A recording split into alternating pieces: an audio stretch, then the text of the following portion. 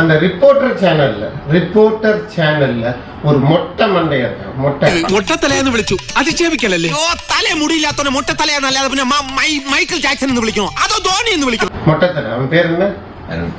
അരുണാ. എടാ, നമ്മളോട് തെറ്റിയതോരോടും തിരിച്ചും മാന്യമായിട്ട് പെരുമാറണം. അതാണ് ക്യാരക്ടർ. മൊട്ട മണ്ടയ അരുൺ, നീ കാരണമാണ് ഇത്രയും പ്രശ്നമായത്.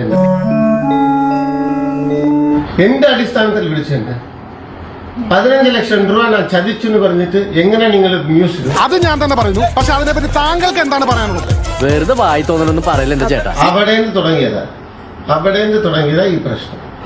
മര്യാദയ്ക്ക് സംസാരിക്കണം. മര്യാദയ്ക്ക് സംസാരിക്കാനാണോ ഞാൻ ഇവിടെ വന്നത്? ഇതെങ്ങനെ? എന്റെ അടിസ്ഥാനം നിങ്ങൾക്ക് റെക്കോർഡ്സ് എടുക്കണം. വൈറ്റിപ്പഴപ്പിന്റെ കാര്യോർത്ത് അറിയാതെ ചെയ്തു പോയത്, ക്ഷമിക്കണം. ഒരു കുടുംബം നശിപ്പിക്കാനാണ്. മനുഷ്യന് മനസ്സമാനോ വലുത്. ദേവി ഇത് സമാധാനത്തോട് ജീവിക്കാൻ അനുവദിക്കണം.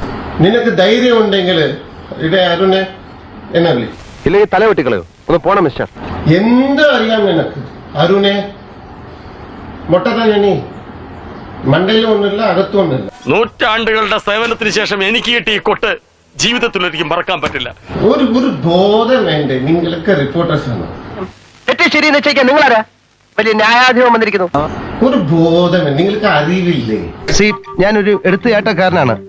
കാള പറ്റുമെന്ന് കേട്ടാൽ ഉടൻ തന്നെ ഞാൻ റെക്കോർഡ്സ് ഇല്ലാമ ഒരു സാറ്റലൈറ്റ് ചാനൽ, റിപ്പോർട്ടർ ചാനൽ എപ്പടി എങ്ങനെ?